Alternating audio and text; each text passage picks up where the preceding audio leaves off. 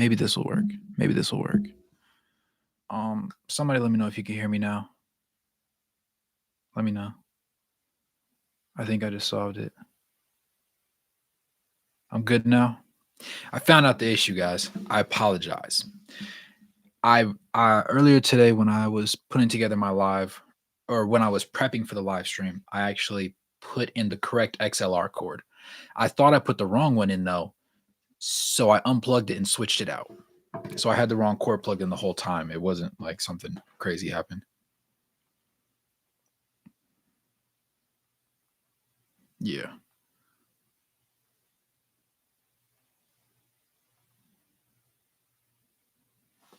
All right. We're good. We're good. We're back alive. All that stuff. Unfortunately, this stream started out kind of like the trade deadline went. Not the way we expected. You know, that said, we'll get to that. We'll save that for later. In this game, we lost 115, 129. Kind of predictable. The loss that we had, anyways. We rolled out the same lineup that I imagined we would have in the beginning. Colin Sexton, Chris Dunn, Walker Kessler at the 5, John Collins at the 4, and Lowry switched up to the 3. So, it made sense. Jordan Clarkson played 32 minutes. Didn't love that. He was 3 of 8 from 3, so shout out to that. But he was also 1 of 4 from inside the arc, which made him 4 of 12 overall, which isn't great numbers if you catch my drift. That said, he did not have any turnovers today, so that was a positive, right? And his box score plus minus was not the worst on the team. He was only a -8. Keontae also got 30.5 minutes, 4 of 11 from the field. He missed all 5 of his 3. So again, his shooting streak has come to a grinding halt. That was unfortunate. Taylor Hendricks played 17.5 minutes, struggled a little bit. It was nice to see him hit that 1-3 from the wing. Obviously he'll get better with time, but it just it's gonna take a little bit of time. But I'm glad he was able to get his feet wet now. THT also got installed back in lineup because of course there was nobody else in existence for us. 1 of 6 from the field, ironically enough, 0 of 2. So it's been a while since he's hooped. He was also 5 of 9 from the free throw line, which was not good, as you can imagine. We had 4 rebounds from him, 3 of them being offensive. He had 2 assists though, so that was cool. No turnovers. 7 points, box score plus minus of a -6. We found ourselves in a very interesting hole and overall situation. Things were not ideal, but they happened. Hold on, before I keep going, he said, how much you want to bet that one homie comes in and gets upset, Sexton didn't play 48 minutes and blames Hardy for everything? I mean, credit, Sexton definitely should have played more minutes than, well, if we knew we were going to lose this one, right, I can see why he only played 24 minutes. But do I love the fact that Clarkson and Keontae both played between 6 and 8 minutes more than he did? No, but we were going to lose this one regardless. Honestly, just looking at it on paper. Lost the game in no substantial moves at the trade deadline. I'm pissed. I understand that. We did not get better at the trade deadline. We got temporarily worse in order to get some money off the books and go ahead and start developing these guys. Can we trade THT? Unfortunately, it's too late. We're stuck with him for the rest of the year. But he essentially walks at the end of the season for nothing. I think that's why we were unable to trade him, because nobody was going to take him on, knowing that he probably wouldn't end up re-signing anyways.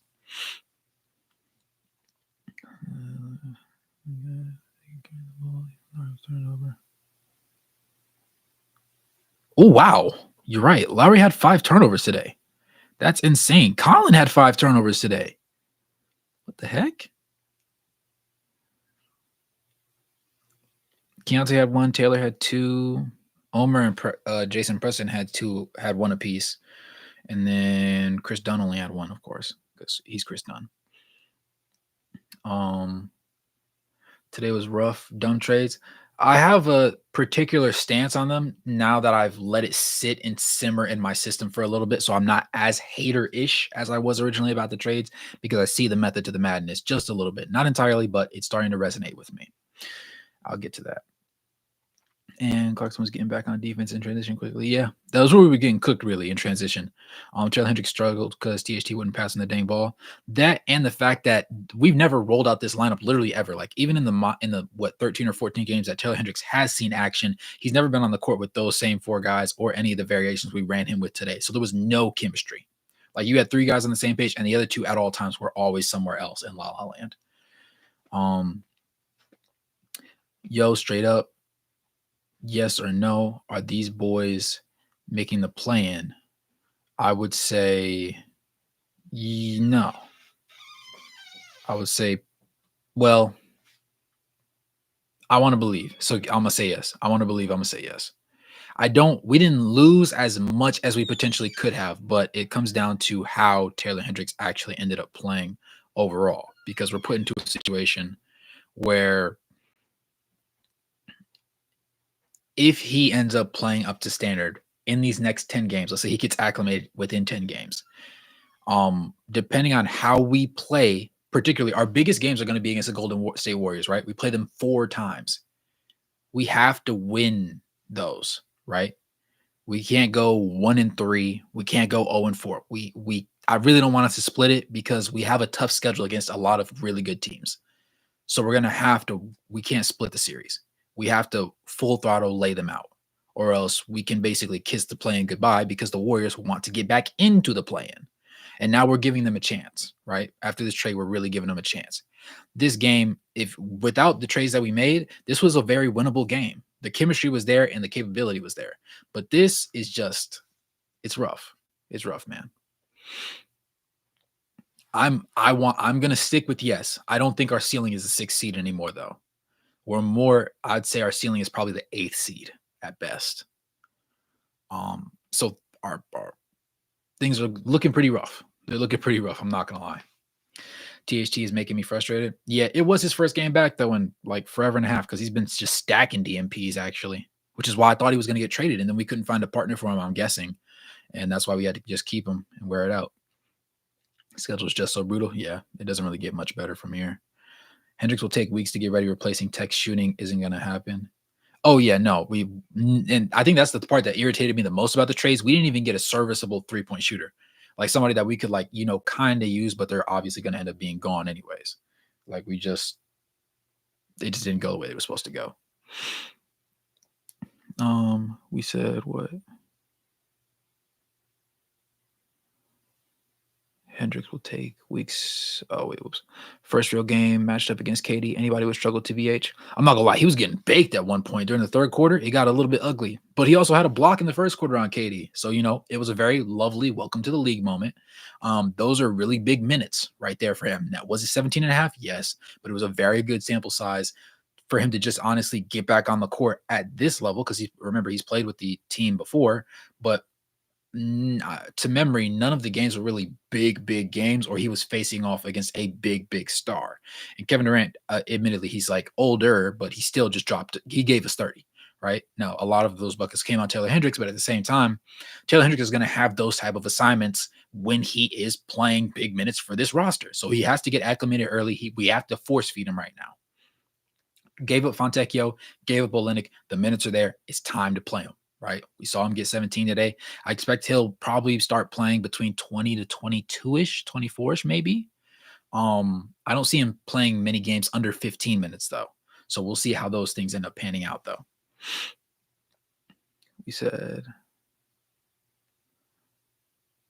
Lowry shouldn't resign. Oh, I know what you said about that before, Tate.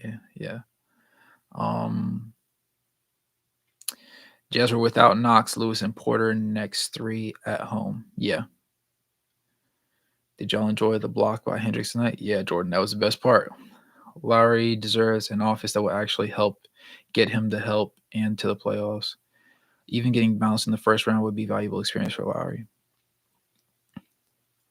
What's up, Incognito? You said you already know what I'm about to say about the minutes. No excuse for Hardy's traces.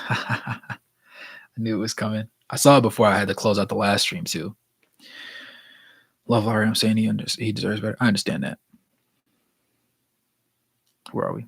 You already know I'm upset about minutes. You can't honestly say it's fair though.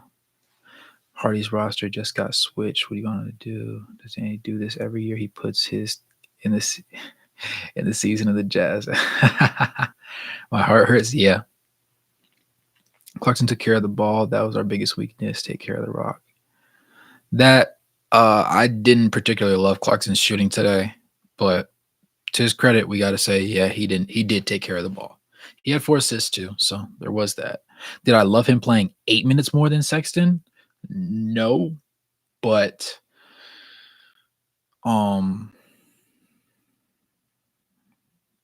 this game weighs heavy on a lot of people. The only person I would say that had probably a borderline, like, really good game, aside from fouls, would probably be John Collins. He was 9 of 15, 1 of 2 from 3, hit both of his free throws, had 14 boards and 21 points. But he also had the worst box score plus minus. So, I mean, can't even really say that, can we?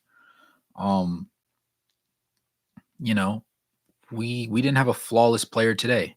I guess that would lead us to give it to Chris Dunn because he was 3 of 7 from the field, 2 or 3 from 3, 1 or 2 from the free throw line, had 4 boards, 3 assists, 3 steals, only 1 turnover, 9 points. Box score plus minus was the highest on the team technically, alongside Keontae George. His was -3, Keontae's was -1. So not a whole lot of great stuff here. This was one of those feeler games. We just see what we have right now. It was nice to see some guys touch the court, particularly Taylor Hendricks. THT wasn't really here for it. But thought we were going to see some more Omer today, but we didn't. I'm not mad because Taylor did get some burn. So that was the biggest thing for me. On target for 41 wins. It's going to be tough. It's going to be tough. What's up, Dallin? He said, even if Clarkson made 4 more shots, it would have been worse if he had 5 turnovers. I mean, yeah. I'd rather have 4 mixed shots than turnovers. The only issue today, side note, was we were getting boxed out crazy. Like, yes, the Suns traded for, rebounding, but Drew Eubanks was doing, what's his name? Drew Eubanks was working Walker Kessler. Like, the box outs were crazy on him specifically. John Collins was getting his, but Lowry and Kessler were both getting boxed out insanely. And then, of course, Taylor Hendricks was also getting boxed out and, like, out-muscled at the rim. And the refs weren't giving us any calls. They were, like, kind of play. And so those weren't ideal either, honestly. If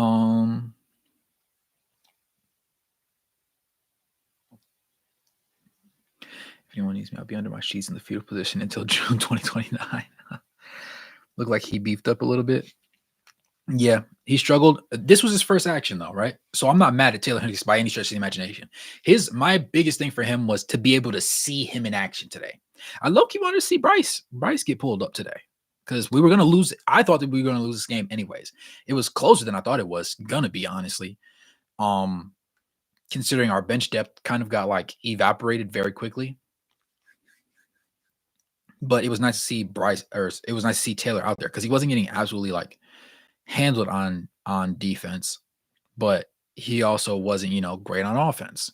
That said, he still managed to have 8 boards, 2 of them being offensive. He had 1 assist. He had that block on a KD. He only had 2 turnovers. The worst part was the fact that he was 1 of 5 from the field. That was it, right?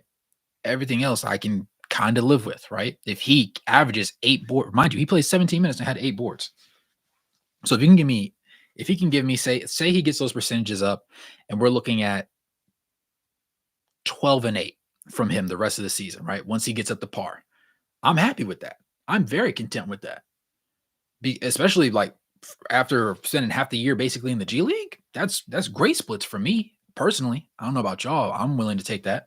And it won't necessarily justify the trades that we made, but it will to a certain extent as long as he continues to improve next season.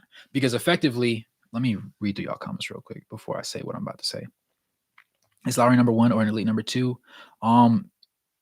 He's a 1B, he's a 2B, 2A-ish kind of player. You said he's not really all the alpha, etc. Seems uncomfortable in a leadership role. I wouldn't say he's uncomfortable in a leadership role, but sometimes he doesn't assert his dominance. He doesn't. A lot of times, the only game I've seen this season where he literally like took over the game and was like, "I'm the best player out here," was that time. This most recent time we played the Lakers at no other point, right? The most recent time when he was doing up Anthony Davis, absolutely egregious. Anthony Davis could not get the shot he wanted at all to save his life. But not only was he taking the defense personal, he was also getting buckets on offense. And I've never seen Lowry play like that consistently. Like if Lowry would be like that all the time, you could argue he might be a 1B kind of character. Maybe not 1A because the playmaking wasn't particularly there that game, if I remember correctly. Though he did have, I want to say, like 2 or 3 assists, if memory doesn't fail me. But he needs that extra dog person. And for me personally, it's been Colin Sexton, but I always wanted another one, right? I feel like if we have 2A type players and 1B 2A player, along with strong depth or like decent enough depth, we are a contending team.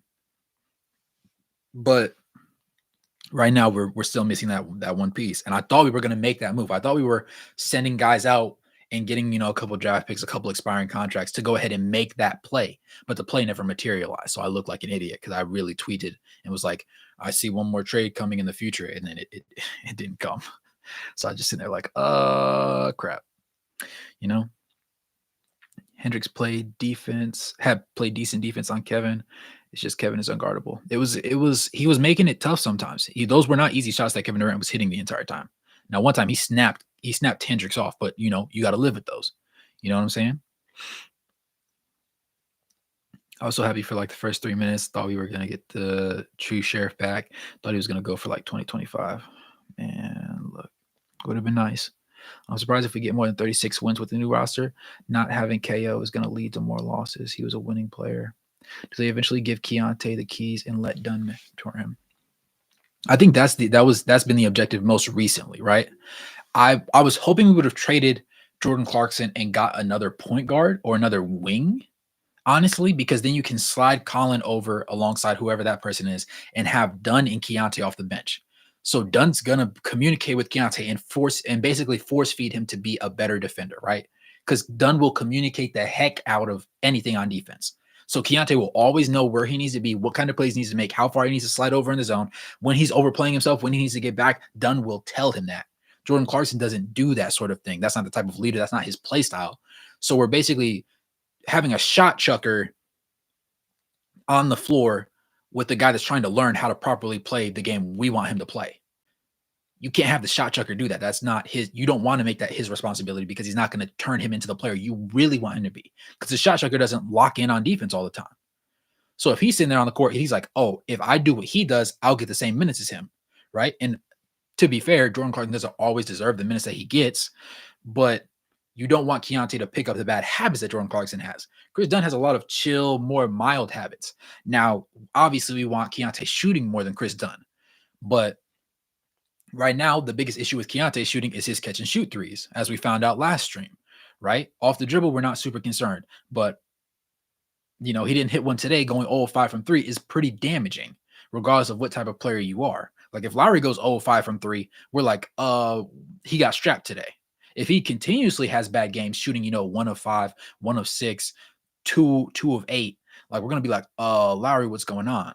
Because those are big shots as they accumulate over a sample size. Because we're not gonna grab every board, right? And then I'll credit it. That's better than a live ball turnover because that's transition defense going back the other way. And we get packed up a lot of times by teams. We play really good zone defense when we're set, but if they catch us sleeping before we're set, we get burnt almost every time. And that's a really big question, or a really big issue for us. Oh, by the way, shout out David. Thank you, sir. I appreciated that.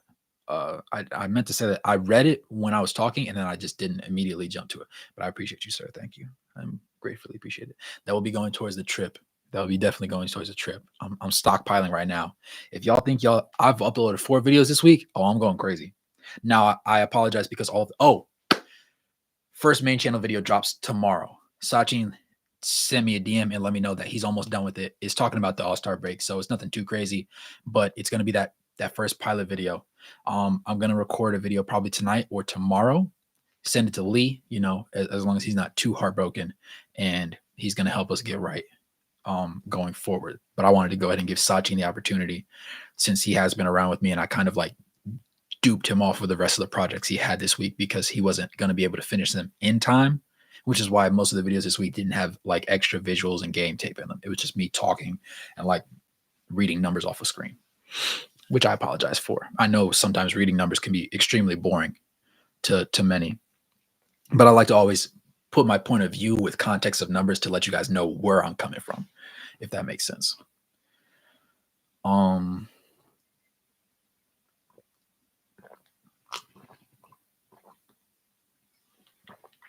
I got told the one time that me drinking close to the mic was actually like I was too close to the mic, so I'm trying to, be a little better. Danny should have added one pick to the DeJounte deal, or a swap or whatever it took. Honestly, I would have, but we know that he's not one to allow himself to get fleeced literally ever. Even though we would have loved for him to low key, like, give him a little extra. We got something to burn. I need to see how many draft picks we have in the next 6 seasons because OKC has 36. So we have to be somewhere around there, honestly. But, he didn't want to make that deal right then. Unpopular take. So Knox was great for Kentucky. I think he's been in bad systems his whole career. Or is the trash play really him? I don't know much about him. Okay, so my thing with Kevin Knox. Somebody described him so perfectly to me, and it was a Pistons fan. They were saying he does many things okay, but he doesn't do anything particularly good. Now, in the right system, he can, but we don't want him to turn into a THT, right? THT doesn't have any particular specialty. He does a lot of things pretty decently, but we don't need a guy that can do a lot of things pretty decently. We need somebody with very niche roles, and he couldn't conform to those niche roles, which is why I was like, Chris Dunn's my guy. And then we started Chris Dunn, and all of a sudden everything started working. And it's like, oh, wow. It's almost like we needed a point of attack defender and a table setter, not somebody that was going to get a bucket by themselves. Right? So in a perfect world, I see Kevin Knox conforming and being actually kind of serviceable low key. Now he's on an expiring contract. So if we don't like it, we can just let him walk. But I think that he is probably the only person we traded for that I could see playing themselves into a contract. Now, that's not to say that the other lovely gentlemen aren't capable of that, but I would just say that he has the best opportunity because he has the best sample size of games so far this season. He has probably the biggest sample size of games across his career, and he just has enough to his repertoire and his bag. He got he doesn't have a purse. He has like a little backpack, like a little side backpack, not Dora the Explorer, but put your hand at the bottom of the bag, like a McDonald's bag, So he's got tools. And if we can properly get him in line and he can learn on the fly and he can get chemistry with the other guys and play good defense, right? That's another thing. He has to be good, locked in on defense. He can't sometimey it because he's a little bit sometimey. He's not a bad defender, but he's a sometimey defender. And I can't do that. My big thing is if you're a trash defender, as long as you try, I'm willing to live with it. But if you suck at defense because you don't try and you're not giving effort on that side of the ball, I don't want to watch you hoop. I don't care if you give me 30, right? Because at the end of the day, you're going to give up 30. They're going to hunt you down in pick and rolls, and you're not going to try at all. You're not going to try and even deny the screen. It's like, no, that's unacceptable to me. So I think that he could potentially be a reliable, bench player. I don't know if that will actually happen though, but I'm open to it. I'm open to it. I don't want him getting minutes over Taylor Hendricks though, because Taylor Hendricks to me has a higher ceiling. So until Taylor Hendricks proves that he does not have a higher ceiling, I'm Team Taylor. They weren't supposed to win this game. Knox could be the piece. Trust the process. Yeah, I'm willing to see what he can potentially do. I didn't understand the trades today. I don't see the actual direction they're trying to go. So the idea behind the trades in general, you said ATL was never serious about trading DM. Hot take. I think they were serious. I think that they were hoping somebody would overpay. And when nobody overpaid, they were like, fine, I'll just put it back in my bag. And they went about their day. I don't think they were never pressed to do it. I'll say that. They were never pressed to do it. The business screwed us. I don't think, I don't know what They made like 6 trades this year, though, like right here at the deadline. So I actually have to look at their roster and see what they're cooking because they might actually have something going on. They might. Now, this is me thinking back on the reports that I saw. I could be completely like insane right now. So don't take that too much to heart. But they did make a lot of moves, so there has to be some direction that they are directly going in. Yeah, let's prioritize trading Clarkson. The Hawks just want to stay mid, I guess. Aren't they over the cap? Over the cap might not be in the playoffs is ridiculous. I mean, that wouldn't be the first time we've seen a team do it, though. I understand it. I didn't understand it. Maybe in the offseason, he needs to go, in my opinion. You guys know about Gabriel Progita? We got the draft rights in the Fontecchio trade. Oh, that's a good question. Okay, so Progita is 6'7", similar to Fontecchio, lanky. He's a little bit more athletic, 35-inch vertical. He's listed as a guard. Sometimes you see he's more of a wing to me.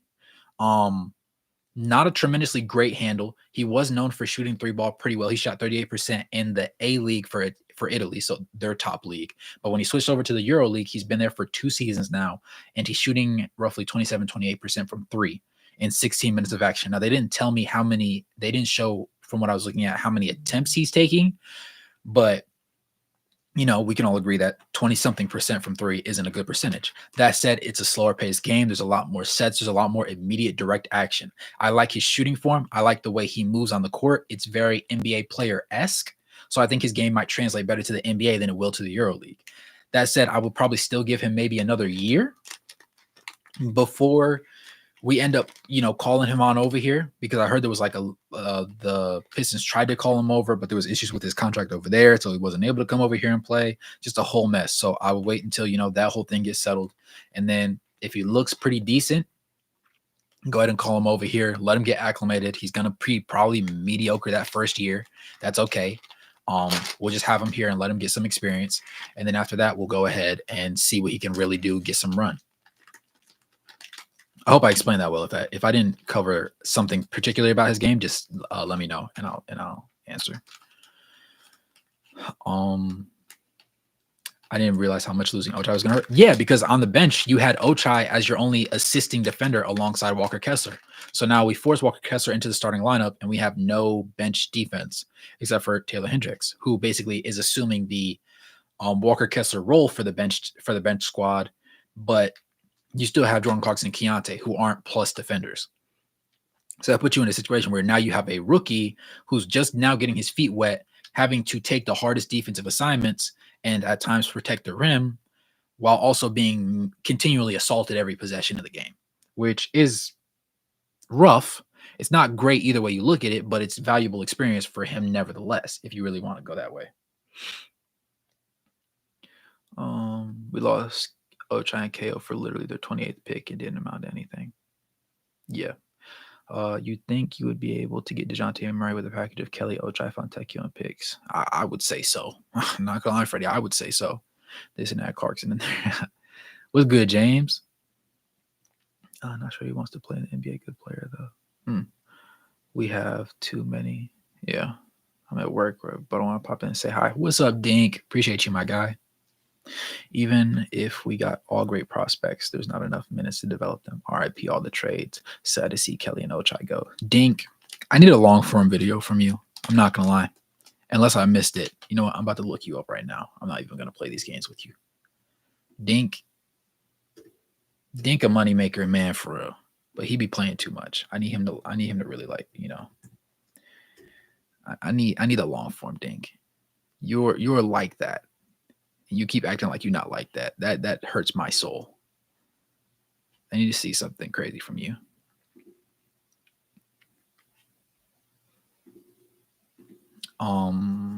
Skipping from that though.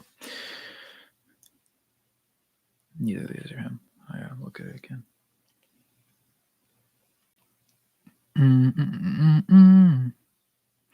Otto Porter getting the backup 3 minutes should be Utah's focus, in my opinion. I think the system he could fit there. You really think so? I don't hate Otto Porter, but he's such a journeyman. I don't have a lot of trust in his abilities. Like, I have less trust in his game than I do in Otto Porter's. I don't know if that sounds crazy or not.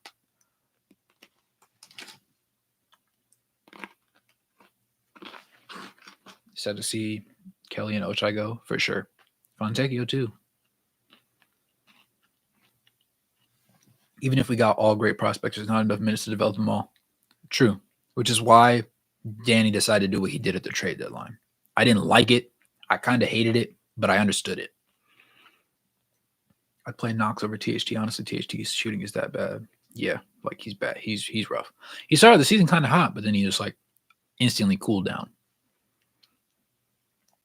Business got less in return for Bogdan and Burks than we got in our trades.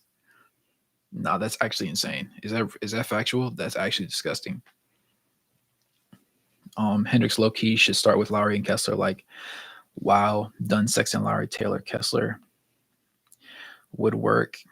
Keontae can be a better defender, but he needs better communication on him. Exactly, which is why I think I would have loved to have a guard or a wing to be added to the starting lineup, because then that allows Dunn to be moved to the bench and play most of his minutes alongside Keontae and directly mentor him on the court, and also be that bug in his ear that's literally telling him what to do. That would have been so much better for me, in my opinion. The Knicks look deep now. They do. Yes. I had to tweet about it because it was so crazy. I don't think they're contenders yet, in my opinion, just yet. But the way they're trending, if they can prove it to me once everybody's healthy, because I saw, what's his name? OG got a bone fragment or a bone spur removed from his elbow. I think he's going to be out for 3 weeks. Once everybody's healthy, Julius Randle returns, they could be actually very dangerous. Very, very dangerous. If all their pieces fit the puzzle like I think they will. We said, with these moves, do you think we can still make the plan? We're tied with the Warriors right now. I don't like us being tied with the Warriors, but at the end of the day, we have four of the rest of our schedule. The most games we play against any team is against the Warriors. We have all 4 of our matchups. We can't split the series. We split the series, Steph's not going to let that slide. I don't trust the Warriors to stay trash for an entire season. I just can't. That's not something I can expect. I don't believe in Steve Kerr too much as a coach, but I also don't believe that Stephen Curry, as the greatest shooter of all time, is just going to willingly accept the possibility of not even being a remote playoff team, right? Not even having the opportunity to play in the play-in is crazy. Not a top 10 seed. And I think if we win those games, if we go 3-1, I'll accept 3-1. If we could take 3-1, we'll be good. But if we can't, that puts us in a very rough spot, and I don't want to think about where that puts us actually. I should clarify, I don't see Otto Porter as a long-term option, just someone to close the year as a backup shooter. Oh, yeah, for sure. Yeah.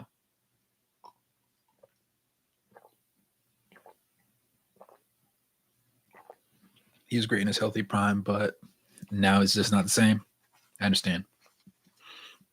Knicks are legit. Jazzers. Nah, you're good, Jackson. I'm glad to have you, brother. Hate the trades we did. What did we talk about?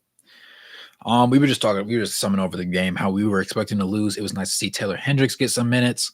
The rotations are going to be pretty shoddy for the next 5 to 8 games, I would say, before we find something that really works, that we like. Question. If we were to leave Dunn and Sexton as the starting backcourt, but instead put Taylor Hendricks in there and leave Walker on the bench, how do you guys feel about that? Let me know. Of course, my main reason being I don't like John Collins coming off of the bench. Sometimes I don't like him playing at all, but I don't like him coming off of the bench because of the way he plays. It would be better served if he can even mildly shoot, because you have to respect his 3-pointer at the end of the day. He shoots a good enough percentage, even though he's been in a slump for almost 15 games now, right? I like the potential shooting of those 5, and I would like Taylor Hendricks to get used to playing in more of a 5-out situation, if that makes sense. Like, there was quite a few times where Kessler gets the ball on the wing and then has to immediately initiate a dribble handoff, because he is unwilling, or it's not in the scheme for him to shoot that 3 because he can't proficiently hit it yet. And that kind of hurts us a lot of times, I would say. And it looked ugly watching the game when it would occur. He said, "How dare you be late, Jackson? How dare you have other things going on outside your channel?" How much cap space do we have next season now? A significant amount because this money's all coming off the books. You said works for me. Okay, I think Hendricks, Kessler should get minutes alongside each other. I also do want to see that though. I also do. I definitely do because I think Hendricks as a help side defender, Kessler protecting the rim, like the flavors of that. Because Hendricks is a great help side defender. Forget on ball, right? He's a very good on ball defender. But imagine him just help side, just lurking. And then you have to worry about Kessler at the rim. And then you have to worry about a more athletic shot blocker that's probably not going to foul you as well, sliding down from the corner, helping off, and potentially deflecting a pass if you do try and kick it out. That's tough. That's tough. You know what I'm saying? That's not great. I don't love that. If you're playing against that, you won't love that. You said, you read Dexter, look at me. I have nothing about life but this shadow away. I missed all week last week, but ignoring me, we all do this for real. Start Keontae Sexton at the 2, done at the 3. That would be interesting. That would be interesting. I don't know how I feel about that yet. Defensively, I think that is my biggest concern because we're sacrificing a lot of height and a lot of length as well. Now, against certain teams, I think we could get away with that. Against certain teams. I didn't really like how Taylor played, but it was his first. Yeah, it was him getting his feet wet, right? Like he was going to shoot poorly. We knew that was going to happen. This was his first game back up in the big leagues and like since the Jazz started winning games, actually, I think. Like, because he was playing back when we were terrible and Lowry was hurt because that was what brought him back into the rotation the last time, and then we just send him back down once everybody was healthy again. Hendricks still looks pretty raw, but he'll develop in no time. More NBA playing. Yeah. It was good money. We traded the Raptors and did not get Bruce Brown. That actually pissed me off. I'm not going to lie. I saw we traded with the Raptors, like, okay, we cooking now. And then I saw what we got back. I was like, huh? Like, it made no sense. Collins plays best with Sexton, in my opinion. Yes. Sexton and Dunn are dogs together. Hendricks and Sexton have a little chemistry outside of THT and Clarkson. Is there anyone he doesn't jive with? Yeah, I'd say you hit it on the nail on the head, David. I'm not gonna lie. What's good, Jeff? Yes, sir. So, Clark, yes, he's actually an atrocious slump. If I pull up Stats Muse right now, actually I will. Jordan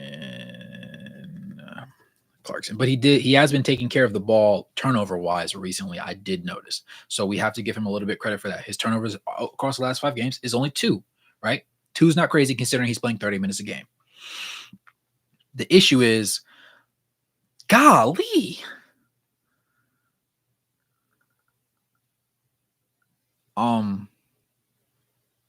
fair. Well, no, that's not insane. That's not insane. Okay. I lied. I was wrong.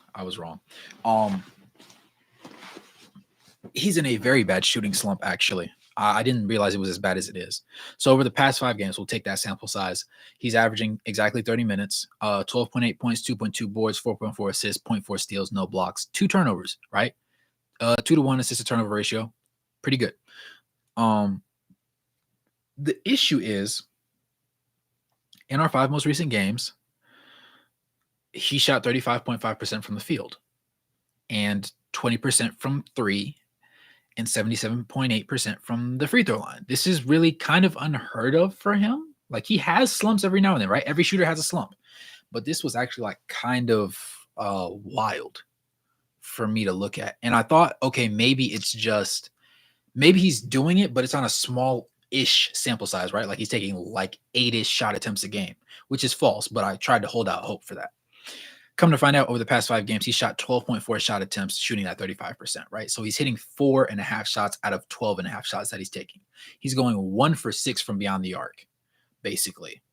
And he's hitting almost like 2.8 out of 3.5 free throws that he takes. I can live with that 77.8% from the free throw line, though it is kind of concerning at times, but he's 2 for 2, 1 of 2, 6 of 7, and 5 of 7 over the last 5 games. So I'm not super concerned about the free throws. I am concerned about the 3-point shooting slump because he keeps shooting. And then overall from the field, the fact that he's effectively making 30, like literally 1 out of every 3 shots, and he's taking 12 shots. So he's taking probably second, third-ish most on the team. I think Sexton might be a little bit above him, like 1 or 2 field goals above him. And then obviously Lowry is as well. Low-key, John Collins might be as well. John Collins has really been getting him up lately. Now, obviously, his are all at the rim, but still shots nevertheless. We said, I wonder if THT is playing the wrong position. What if we played him at like point forward? Kind of like Joe Ingles. He's obviously not a pure shooter. Yeah. So you would question Jordan. So you would suggest putting THT at the 3. I'm not going to say it can't work because for all I know, it potentially could. I just wondering for clarification. So Dunn and Sexton are the heart and soul of the team. Mm-hmm. And then Lowry's always Mr. Consistency. I'm reserving judgment for now. Fair play. I understand. This is being Clarkson older. Is he just in a slump? Honestly, Jackson, I can't tell. This year has been so up and down. I don't know what to think. I genuinely don't. I can go over this year versus his career regular season numbers as well, if need be. If Hardy's pressure notes are correct, THT will be playing more 3, some 2, no 1. Okay. The guard log jam should have been priority. I thought so. I thought it would have been addressed. Interesting that he didn't decide to. I think there was just no market for THT because teams knew we weren't going to probably keep him after this year. And so why would they trade for him and give up a potential draft pick or a usable piece when they could just wait the year out and then when he's a free agent, go ahead and just offer him money directly? I think that was like the mindset or the ideology behind a lot of teams and GMs just deciding not to get involved in that. Jordan Clarkson, he just got outpaced because I think what may have happened is we set an asking price and they were like, okay, we see that. But then they saw some other guards that were around the league that were kind of comparable. And they said, hey, yo, what do you want for that? What do you want for this guy? What do you want for this guy? And they asked around, and then you saw a bunch of teams start picking up other guys like Quentin Grimes. What team did he go to? I forget off the top of my head what team he went to. But we saw a lot of guards get shipped around. Dinwiddie got shipped out, but he's going to get bought out most likely. Whoever he got traded for, I can't remember because it was effectively almost like a 1-for-1. Thank you. Detroit got Grimes. That was a sneaky pickup by Detroit, ideally. I'm a Grimes believer in the right situation, but by and large, he won't just like jump off the page for anybody regardless. But a lot of other teams ended up picking up the guard depth that they needed, so it effectively reduced their hunger and desire for Jordan Clarkson, which also put us in a bad spot. So I'm thinking we set a asking price that was too high, and teams found somebody that was also like fringe Clarkson. They were like, you know what? We're good. We don't need it that bad. We appreciate the offer, but we don't need it that bad. And I think that's just the situation that came out of it. He said, have a good rest of the stream. I'm about to fall asleep. Appreciate you, Epic. Get some rest, brother. He said, Clarkson be the reason why we win games, but at the same time, the reason why we lose. He's lost a lot of games this season, I realized. The duo of him and Keontae early on in the season was actually a very terrible idea. It cost us a lot. And a lot of people sit there and blame it on Jordan Clarkson, but Keontae during that stretch was rough too. You have two guys. We effectively had two guys shooting 10+ field goal attempts and shooting less than 40% from the field. And at the time, Jordan Clarkson was incredibly inefficient with the ball in his hands, and Keontae wasn't great. So they were both creating at least 5 turnovers a game, which wasn't great for obvious reasons. Now, to put things into a little bit more perspective, this season, he's played in 43 games. Remember, he also started in 19 of them. He's averaging 30 minutes a night, 17.3 points, 3.4 rebounds, 4.8 assists, 0.6 steals, 0.1 blocks, 2.7 turnovers, so they're slightly down a little bit. And then 41.5% shooting from the field and 29% shooting from 3. 87.5% shooting from the free throw line. That's kind of crazy for Jordan Clarkson. Now, to put that into context, compared to last season when he played and actually started in all 61 games, he played 32.5 minutes. He shot 44.5% from the field, so he's down 3% shooting from the field. He shot 33.8% from the three-point line on 2 more attempts. So on 2 less attempts, he's shooting 5%. 5% worse, yeah. His free throws are up on 0.3 less, right? He's up 6%. He shot 81.6% last season. And as far as rebounds go, he's down 0.6. Assists, he's actually up to a career high, low key. Side note, at 4.8. Steals roughly in line with everything else. Blocks obviously negligible, but in line with everything else. His turnovers are still up these past 2 years, obviously because he's taken on more of the point role, a little bit more of the requiring him to be an assist guy. He had a career high 3 turnovers per game last season. He's down to 2.7 this season, but this puts him way ahead of the third place season, which was way back his third year in the league. He averaged 2 turnovers. Outside of that, he's always averaged at highest 1.9, but usually around 1.4, 1.5, 1.6. So just something to keep in mind. And then he averages 17.3 points per game compared to the 20 that he averaged last season. So third most points in his career.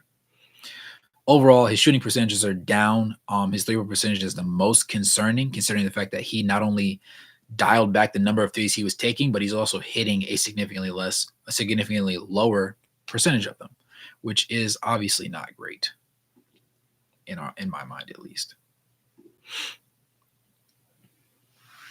We said, I think THT, he better add a 3 or maybe experiment small ball 4, but he shouldn't be a ball handler. Change it up. He came to the league with a high ceiling, but now seems stagnant. Yeah. He just hasn't found the right system for himself.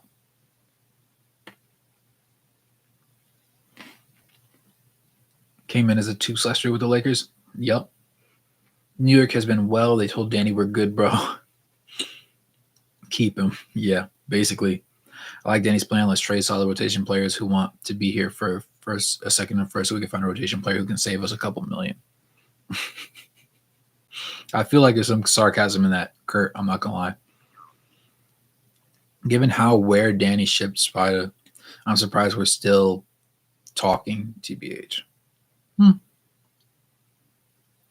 I recommend we all take a group on the Jazz season this year. Turn our focus to a team that won't end the year winless from here on out. Clarkson is unplayable when he plays like this. Yes. Borderline, yeah. Trader Danny is the plug you can't get rid of. He's always selling something interesting. Trading Abaji is a dumb decision. I wanted to keep Abaji. I wanted to see him play in those Fontecchio minutes, but we're not going to get to see that, unfortunately. I respect your take, Jackson. I do. Someone on X said that the Jazz coaching staff and FO are kind of dismayed that Ochai didn't make a second-year leap, especially during summer league, so we eventually dealt into Toronto. I can see that. And he's also much easier to deal than, say, John Collins was, because when we were unhappy, it was like, well, nobody's going to take on the contract he has. With Ochai, contract is pretty negligible at best. A lot of people feel that way. Okay. Lakers lose, Warriors win. I'm happy, man. I'm sick, Flair. I'm sick. That's true. Mm-hmm.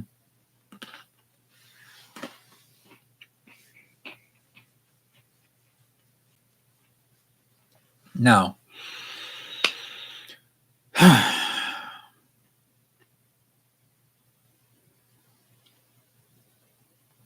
but basically the idea behind the trades that ended up transpiring was we all love Fontecchio, we all love Olynyk, we all love Ochai to a certain extent, right? The thing was, though, we need to make minutes for the younger guys that have ideally higher ceilings. And Fontecchio, granted, is 28 years old. I still thought Fontecchio had much more in the tank, which is why I was kind of confused that we ended up trading him. I didn't really want to trade him, but I understood that it might have been a necessary measure. Because let's face it, if Fontecchio was a restricted free agent for us, we were going to have to match any team's offer that came across the table. And because of the guy that Danny is, he probably would have maybe slightly overpaid to keep him on the team. But there was so many teams that wanted him. No, he probably wasn't going to match beyond a certain extent. So there was always going to be one team that decided to overpay for Fontecchio. But even if we didn't and we were able to keep Fontecchio, that still cuts into the time that Taylor Hendricks and some of the younger guys would end up potentially being able to play. With that being said, it was similar with Kelly Olynyk because obviously he was a great piece and he helps us win games, but he was so valuable to contenders that he had value to be traded for. I was kind of irritated that we sent him to Toronto, but he's from Toronto, right? If memory serves me right. So that kind of made sense. We had to ship him home. So if he was happy going to Toronto because he's like, okay, I'm going to be closer to home, fair play, I'll shut up. I didn't love it because I felt like we could have got more out of him specifically. Abaji, if you do feel like it was necessary to go ahead and, just give up on him, I understand it. I personally thought we would have given him the rest of the season in those Fontecchio minutes, but fair play, they decided, you know what, we're not going to. We've seen enough, which is very rare that they decide to pull the trigger like that with that level of swiftness, but it happened. So essentially, with the exception of like Kevin Knox, most of the players that we got back in the trades, well, including Kevin Knox, actually, everybody has expiring contracts regardless. So if they don't play well or they don't play up to standard, wipe our hands on them, they're out the door. Very easy, cut and dry. Outside of that, though, once those contracts expire, that leaves room for the rookies that we have that are going into their second year, as well as whoever we end up drafting, because correct me if I'm wrong, I think we have 1 or 2 second-round picks this year. And then we're probably going to convey this year's pick. I'm hoping we win enough games to convey this year's pick. I don't want to sit there and act like all the wins we had were for nothing. Because if we keep this year's pick and convey next year's to the Oklahoma City and the Oklahoma City Thunder end up getting it, I'm going to be pissed. Because it's bad enough the Thunder are good, right? We don't want to keep helping them. They just traded for Gordon Hayward. That's going to be their veteran. I don't know how great that's going to work out, but they gave up Trey Mann, and that was some other piece, but Trey Mann was like the biggest piece of that trade. So I don't want to be caught in a situation where we have to deal with them for years and years to come. But we're going to have to anyways. So let's not help them out as much as we can, please. Outside of that, it was just one of those days, man.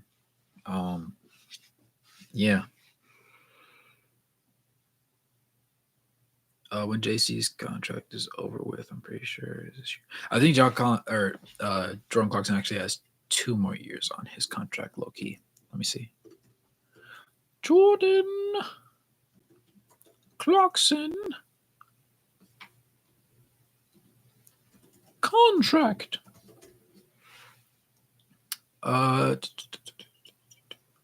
He has. Oh no, is this last year? This is like this last year, low key. Hold on, let me find out. I thought he had 1 more year.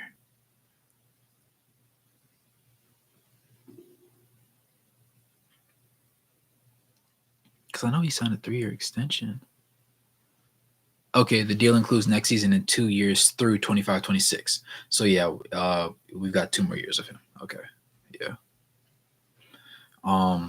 So we already kind of like dug ourselves into it.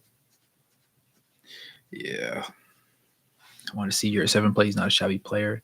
Big body, great rebounder. Yeah, we've seen some of them. I was really hoping to see a lot more, honestly. If Sexton was 6'5" or 6'6", I wonder if he's still in Cleveland. Yeah, for sure. I don't think they would be willing to give him up. I want to see some, because you're touching like Kevin Porter Jr. plus, boundaries. Don't be so self-confident about them. Like, it doesn't bother me. People are bad. Nah, I just want to make the most unanimously good. Like, I want somebody that randomly clicks on our video to like watch the live and eventually join us on a live. Like we've had last stream, we had a lot of viewers. Obviously, we won a game that it was like about the trades deadline and everything. So everybody was looking for some sort of content. I was probably the only one that was actually streaming, but it was nice to have everybody in here, and we converted a lot of people and brought them into the channel. They're a part of the covenant now. I just want to have the most comfortable environment for as many people as possible. I know I can't make everybody happy though. I want a team we can believe in, but unfortunately that's too much to ask for. Danny going 10-19 over 29 games is legit. Instead of getting more picks, why not use them to improve? Mm-hmm. Will you eat if needed and get a card again? One of the ones that doesn't have the button, just like fold it over. Mm-hmm. Mm-hmm. Now read from page 6. Okay, well, start from the first line. He was starting out. Imagine the imagery. Close your eyes, and think. He was. What was he doing? Read the next word. Going. He was going. Where was he going? He was going. That word has power. They'd be like that. It's funny, really. He's Canadian. Don't know if he's from Toronto though. I mean, anywhere in Canada is closer to his home than anything, honestly.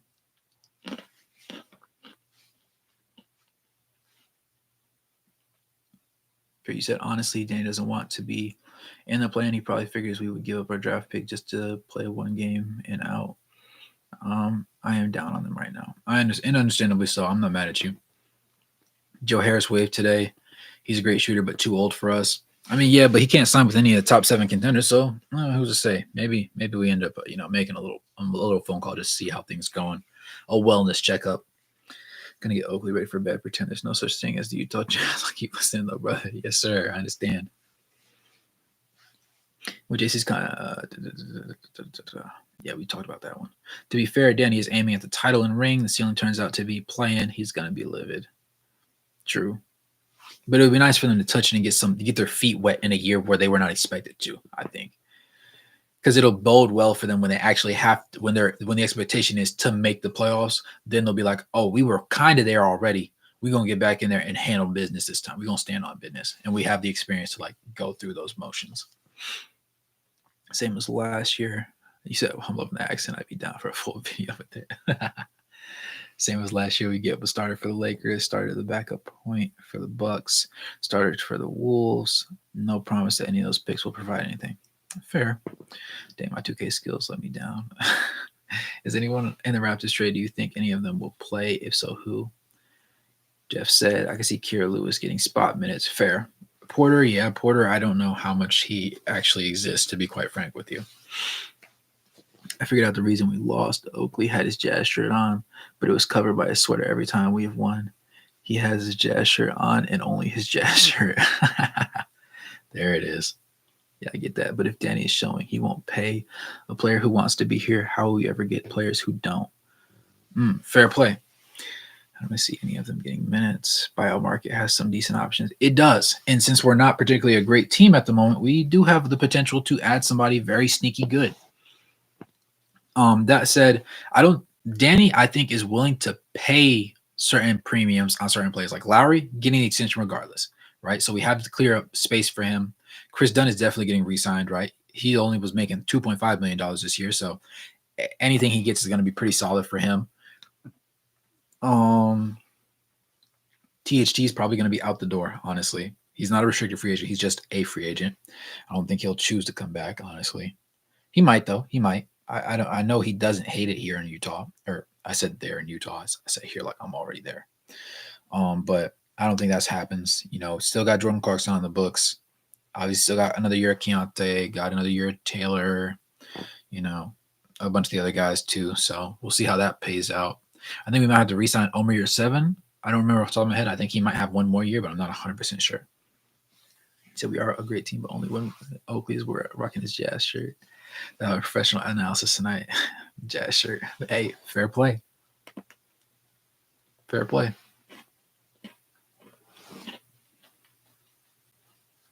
But yeah, man. Today was a rough one. Today was a rough one. It was not great. But, it came and it went, and it was what it was.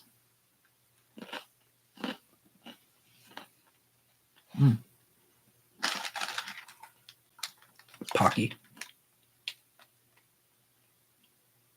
Yeah. The little biscuit things that are covered. These are the cookie and cream flavor ones. I like anime, so it was one of those snacks that I always wanted to try. And once I started trying it, I was like, oh, you know what? This is pretty good. I'm going to stick to it. And it's pretty chill. Not very calorically dense. And, like the full box is one serving size and it's only 200 calories. It kind of fills me up a little bit, so I take it. Trying to get back into playing shapes.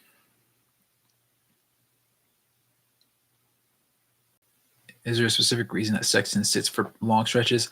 I think in a lot of ways, Clarkson just gets the opportunity to get burned. That's the thing that gets in the way.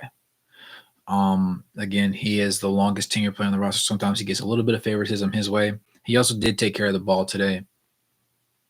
Though Collins shot better from the field than him, and had the most assists on the team, actually, beating out Keontae George's 6 with his own 8. He did still have 5 turnovers, which was uncharacteristically large. If going to score, we weren't going to win the game anyways. They decided to go ahead and just save Colin Sexton. Now, if he does not play a significant amount of minutes against the Warriors, I will at that point have an issue, because to me, we don't win that game unless Colin Sexton and Lauri Markkanen are on their A game. We need both of them. We can't have half of either of them, right? We need it all. So if we sit there and Colin Sexton plays, how many did he play today? Like mid to low 20s, right? Yeah, 24 minutes. That can't happen. He needs to play at least 31, right? I'm not saying play him 40. That's not what I'm saying. But he needs 30, 32 minutes, somewhere in that range. Lauri played 33, almost 34 minutes today. John Collins played 30 and a half minutes, right? Walker Kessler played 27 minutes. Walker Kessler never plays more minutes than John Collins. Excuse me, than Colin Sexton. Heck, Chris Dunn played 24 minutes, like 23 minutes and 55 seconds. He was only beat out by Sexton only beat him out by literally 30 seconds, right? So it just goes to show. And I think that he deserves more minutes, but specifically in games where it's necessary. You said, I like those. I did not like any of our trades. Wish we would have gotten Murray. Yeah, it would have been great to have him, honestly.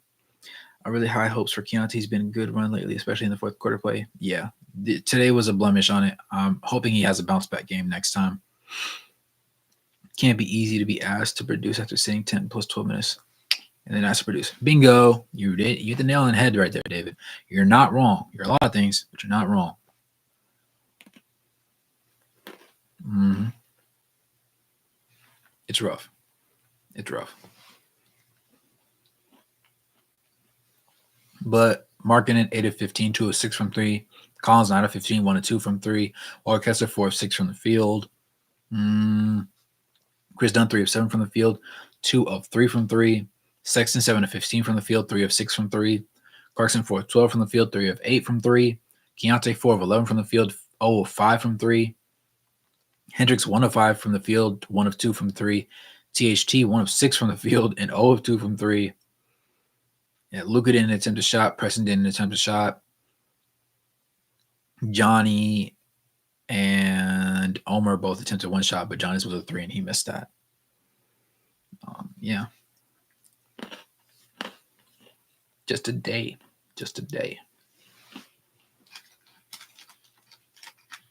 We have a ways to go. I'm going to give it 8 to 10 games before I completely decide whether I genuinely hate that trade or whether I'm like, you know what?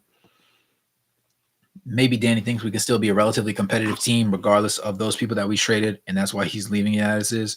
If that ends up happening, I'll be like, you know what, Danny? You might not be a complete tool bag. I'm gonna continue to believe in you, and then I'll just shut up and let him cook. Let Will Hardy do his Will Hardy things the rest of the season, naturally. But that remains to be seen. We have no guarantees. How many picks do we have this year? Let me look up.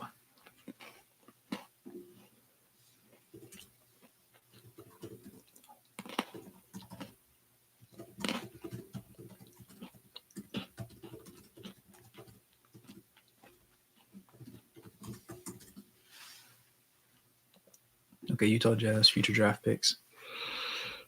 Let's see.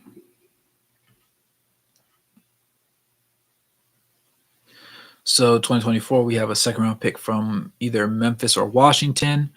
Next year in 2025, we have a first round from Cleveland, a first round from ourselves, and a first round from Minnesota. 2026, we have a first round pick from either Minnesota or Cleveland. We also have a first rounder from ourselves. We have a first rounder from Cleveland. In 2027, we have another first round pick from ourselves, a pick from the Lakers. Top 4 protected, of course. We also have a first round pick from Minnesota. In 2028, we have Cleveland, our own. And then in 2029, we have a first rounder of our own. We have Cleveland's first. We have Minnesota's first. We have our own second. And then in 2030, we have our own in both categories. That said, the picks that we're losing are, hopefully this year's first round pick to OKC. Then next year, our second round pick to either the Knicks, the Clippers, or Indiana. In 2025, our second round pick to Minnesota. In 2026, our second round pick to the Spurs. In 2027, our second round pick to Indiana. In 2028, our second round pick to OKC. So, obviously, there's going to be other drafts that we prefer, not so much this draft. So, I'd rather convey this pick than next year's and help somebody else out in a conference that we're going to have to see in the playoffs. That's going to be here for the years to come. So, we have 1, 2, 3, 4, 5, 6, 7, 8, 9, 10, 11, 12, 13, 14, 15, 16, 17, 18. So we have 18 picks in the next 6 years that belong to us, of course, excluding the ones that we're going to end up surrendering inevitably.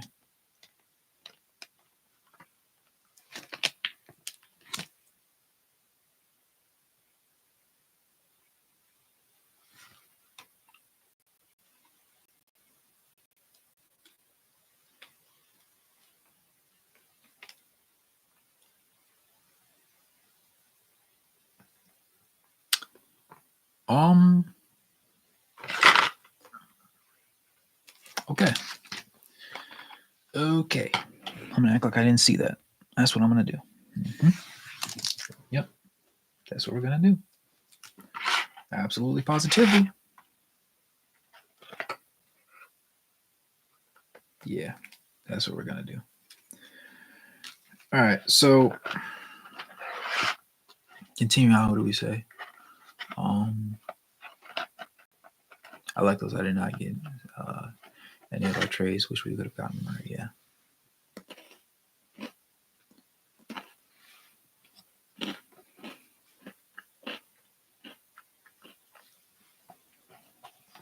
Danny gave Hardy express lemons and said, "Make this taste good." This year's draft class is kind of bad, looking bad. Yeah, it's not very dense. Expired lemons. Yeah, I got you. Bad as in high talent or in role players. Across the board, honestly, it's just not as deep as most recent draft classes in memory have been. Best players in the draft look like good role players. Yeah, that's another thing.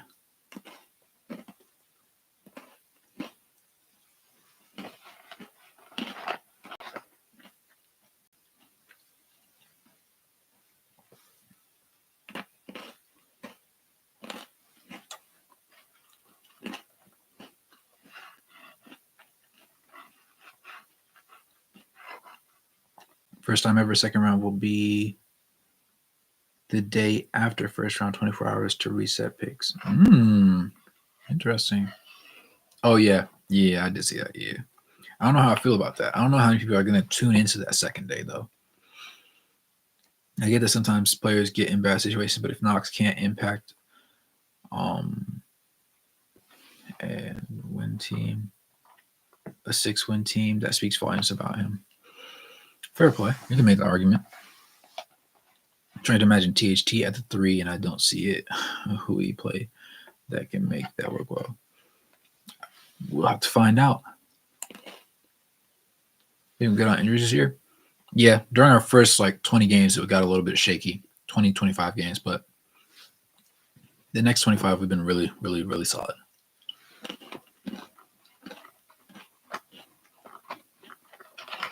But yeah. I did most of my yapping yesterday, and in my 20-minute video that was actually 30 minutes that I had to cut down today. Any more thoughts, questions, concerns before we hop on out of here? But it's way only one impacting a 6-win team is prime. Fair play, Lee. Fair play.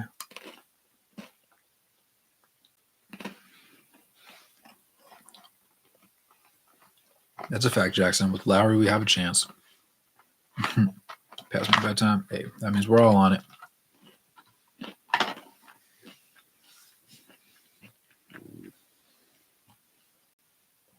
Fingers crossed. Understandable that Knox can't because it's too bad of a team. Kyrie Lewis season, I guess. Kyrie Lewis. We're about to find out. But, obviously the stream wasn't as lit as yesterday's was or in recent memory because we got beat. We got clapped. We are in dismay. We are in disarray. We are very unhappy. That said, I think that things will ultimately end up working out in our favor. I would say it's going to be a good 8 to 9 games before I 100% say we just suck, right? I'm not prepared to say that just yet. So I'm gonna hold my horses and I'll give Will Hardy an opportunity to cook with what he has at the table. He has some new ingredients. He's probably not going to use most of them, but you don't use oregano when you're cooking chocolate cake, when you're baking a chocolate cake, but it's there. So we'll see how things go and we'll regroup. Obviously, next game we have the Warriors. That's a game we need to win. So we'll see if we can right the ship just enough to get that. We'll see if we can stop Kuminga from doing us absolutely dirty. I would love to see a Kuminga versus Taylor Hendricks matchup. I think I like Taylor Hendricks odds in that situation. That said, I still want to believe. I don't know how, but I still want to believe. We might not be a 6 seed team. We might not be able to compete with the big dogs anymore. But I want to say we're still definitely we're not beneath top 10 in the West. I'm not ready to say that yet. I still have Lowry. I still have Sexton. I still have Dunn. We still got Walker Kessler. John Collins has been playing decently enough. We're gonna have to see something crazy to make me think otherwise, honestly, at this point. With that being said, appreciate y'all boys tuning in. Make sure to like the video, subscribe, turn on post notifications. If you haven't already, become a member, donate, whatever you can to help support the channel out. Tell a friend, family member, whatever the case may be. Tell them to subscribe, man. We're on the road to 10K, and from 10K we go to 100K. With that being said, appreciate y'all boys. As always, good morning, good evening, good night. No matter where you're on the globe watching, thanks for tuning in. I'll catch you guys in the next one. Peace. Get some sleep, gentlemen. Get some sleep. Give the homie Sexton a playoff game. Golden State at home, Lakers at home, Golden State, LA, Golden State at home, then All-Star break. We're almost there. We just got to make it. Good night, gentlemen.